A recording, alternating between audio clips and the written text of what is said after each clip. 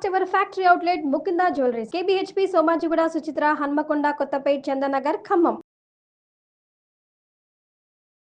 నమస్తే రమగారు. నమస్తే జయ. రమగారు, మనకి కార్తీక మాసంలో కార్తీక సోమవారాలు చాలా విశేషంగా పూజ చేస్తాం కదా, వాటి గురించి. కార్తీకంలో అంటే కార్తీకము ప్రత్యేకమైన మాసం కదా, మొత్తం అంతా ఉపవాసం ఉండే వాళ్ళు ఉంటారు, ఉండగలిగే వాళ్ళు, అది వేరే కథ.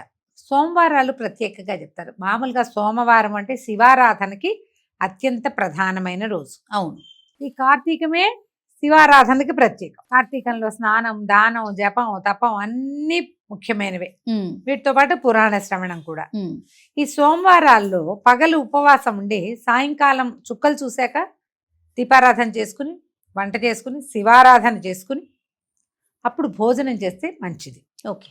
మామూలుగా శివారాధన ఉదయకాల అభిషేకంతో పాటు ప్రదోషకాల ఆరాధన చాలా విశేషమైంది. ప్రదోషకాలంలో పరమేశ్వరుడట తాండవం చేస్తాడు ప్రతి ప్రదోషంలోనూ. మనం ఈ ఉజ్జయిన్ లాంటి దేవస్థానాలకు వెళ్తే సాయంకాలము అసలు ఆ ఢమరుకాలు అవి మోగిస్తారు. అసలు చెప్పరాని ఉద్వేగం వచ్చేస్తుంది జయ, గుస్బంప్స్ వస్తాయి. అవునండి, ఆ బాగుంటుందంటే ఆ మధ్యలో కాహళం అదొక తమాషా సౌండ్, ఇట్లా తప్పెట్లాంటి ఇట్లా కొడతారు, చల్లుమంటుంది. ప్రతి సాయంత్రము ప్రదోష వేళ పరమేశ్వరుడు తాండవ వేళ ఆయనకి.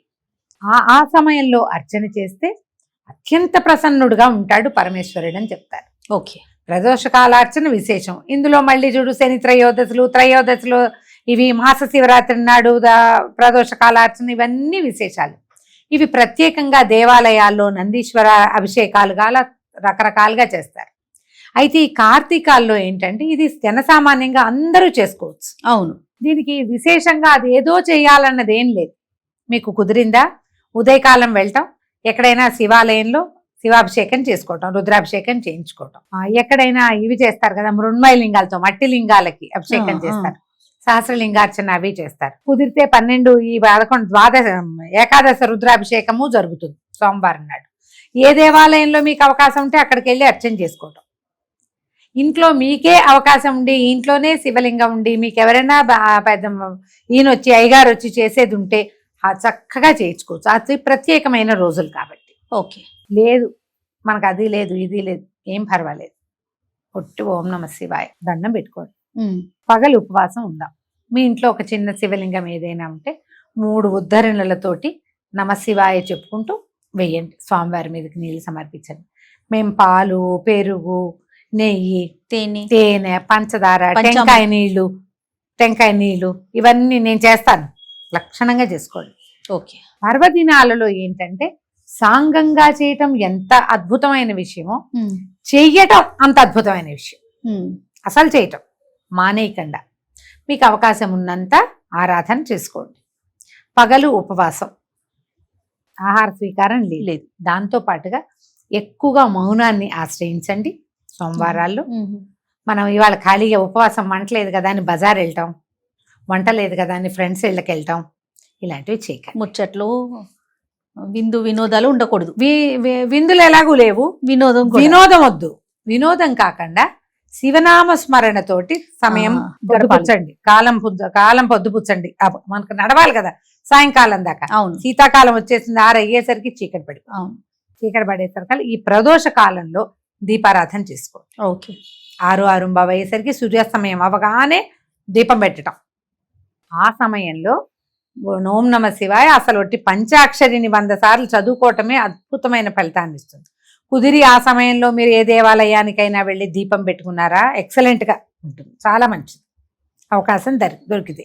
ఓకే. మీరు ఉద్యోగస్తులు, అది మీకు ఛాన్స్ లేదు, అవకాశం లేదు, నామస్మరణ చేసుకోండి, అమోఘంగా ఉంటుంది నామస్మరణ చేయటం. తర్వాత ఇంటికి వచ్చి మళ్ళీ ఒకసారి స్నానం చేయటము, అవకాశం మీకు ఆరోగ్యం సహకరిస్తే, లేకపోతే కాస్త కాళ్ళు చేతులు మొహం కడుక్కుని బట్టలు అవి మార్చుకుని ఒక మాట దేవుడి దగ్గర దీపం పెట్టుకుని దండం పెట్టుకుని ఏదైనా చదువుకున్నది ఏదైనా ఓళ్ళన్నా శివ పంచాక్షరి ఎన్ని ఉన్నాయో నామాలు. అవును, ఎన్ని రకాల స్తోత్రాలు ఉన్నాయి. మన లింగాష్టకం, బిల్వాష్టకం, లింగాష్టకం ఉన్నాయా. తర్వాత ఏమో శివమహిమ్న స్తోత్రము, శివ మానస పూజ, నమ్మకం చమకం కూడా చదువు. నమ్మకం చమకం ఆడవాళ్ళందరికీ ఎక్కడొస్తాయమ్మా, అవి నోరు తిరగద్దు. చమకాలు మగవారు చేయటము, పురోహితులు ఎవరైనా ఉంటే అవకాశం, మన దేవాలయానికి వెళ్తే సరిపోతుంది. కుదురుతుంది. ఆ, మీరు అవన్నీ చదవక్కర్లా, ఇవి చదువుకున్నా చాలా ఇవే చాలా గొప్పవి, అవును. చాలా ఏమి లేకపోయినా ప్రభావవంతమైన పంచాక్షరి మంత్రమైన పొట్టిగా చదువుకోమంటారు కదా. పంచాక్షరి నమశివాయ అనుకున్నా చాలు. చేసి ఏదైనా చకచకా వంట చేసుకుని ఆ చేసింది స్వామికి నివేదన చేసి దండం పెట్టుకుని ఆ ప్రసాదాన్ని భుజించండి. స్వీకరించు. ఎంత చక్కగా అయిపోతుందంటే కార్తీక సోమవారం 4 సోమవారాలు వస్తాయి. 4 వారాలు ఉపవాసం ఉండండి, సాయంకాలం పూజ చేసుకోండి. శివారాధన సులభంగా ప్రసన్నమవుతాడమ్మా శివుడు. అవును. పరమేశ్వరుడు ఐశ్వర్యకారకుడు మోక్షకారకుడు రెండుగా చెప్తారు. శివారాధన చేస్తే మీకేదో కోరికలు ఉంటాయి. మనుషులు అన్న తర్వాత మనకు ఎన్ని రకాలు ఉంటాయి. ఉద్యోగం కావచ్చు, సంపద కావచ్చు, ఇంకా ఏదో మన జీవితంలో ముందుకెళ్ళటం కావచ్చు.